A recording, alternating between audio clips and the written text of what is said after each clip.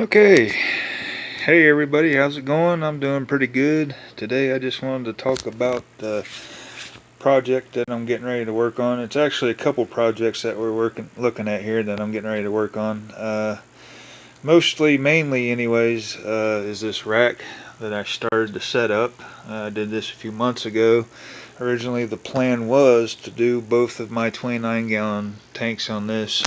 But I kind of changed my mind a little bit on it. Since then, I set up a 20-gallon hospital slash quarantine tank, and looking and fitting and trying things out. I was thinking maybe that would go. Even though I like where it is over there, I might actually like this a little bit better. So, um, what I'm wanting to do with the aquarium itself.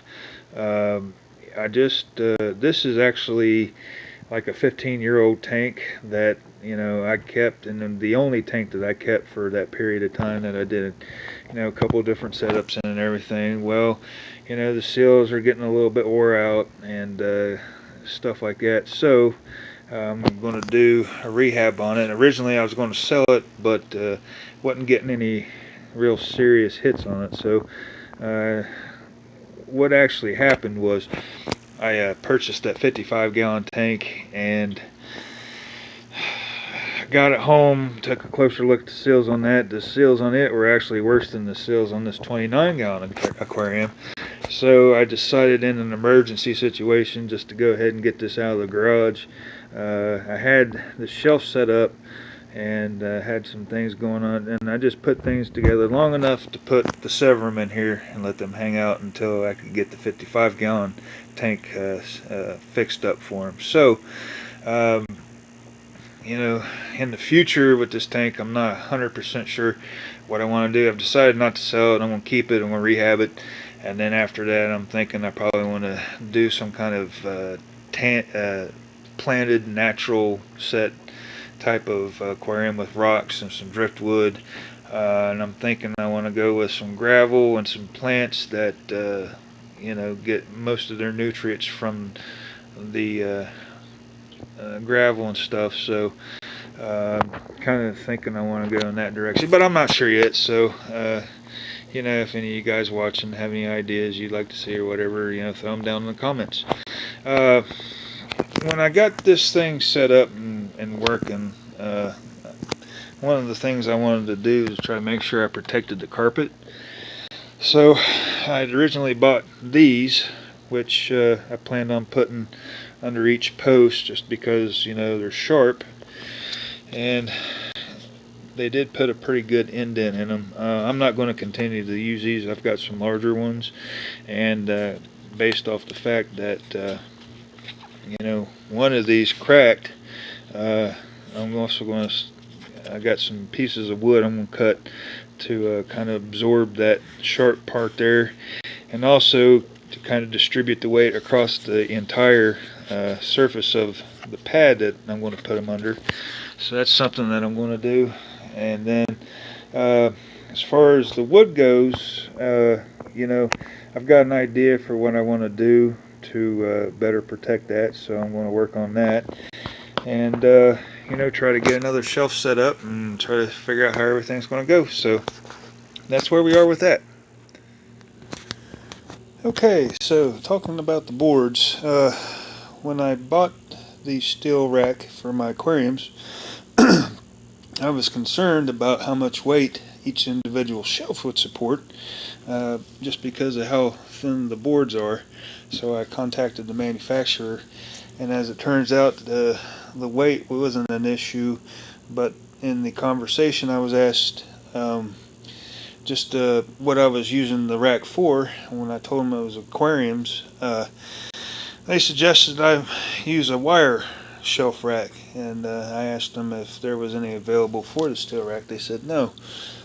So kind of prompted me to do a little more research, and the only thing I could find was one video done by the fish tank guy, and he had used something. Well, this is what he used. He said you got this on Amazon. So I got some of that. Now he was working with boards that were not quite as wide, a little bit smaller than what I'm working with. And actually, look, you can tell this is just about the right exact width. So I had to do my boards a little bit differently than he did. First thing I did was I got this at Walmart. This is some heavy duty masking tape. And I went around the borders, and then I doubled up on the corners just to give it some extra protection. Then I went across the tops, top and bottom, or whatever you want to call them. When working with this stuff, I actually peeled off the first corners and stuck them to each end, and then slowly unrolled and smoothed it out. And this is, I guess you could kind of say, giving it a laminate protective cover. So I don't know how well this is going to work. I think, it'll be good enough to keep anything that I splash off doing water changes and work and maintenance on the aquariums. And, I did it on both sides, so even if it is a large amount of water, I think it'll be protected. I also think, even if there is some humidity that rises up from the tank below or in tanks below, they should be taken care of. And here's the final product. Came out pretty good, I think. I still have to get the top tank filled up and all that good stuff, but I got a lot of work to do on that. I'll talk about that here in a minute. So down there at the bottom, here's the wooden pieces I cut. Made this out of some old fencing that I had laying around in the garage. And there's the disc that I got it sitting on. I don't know if I showed this in the last clip or not. They're called super sliders. Got these at Walmart for like $14-15. And I think they'll work out alright, so we'll see.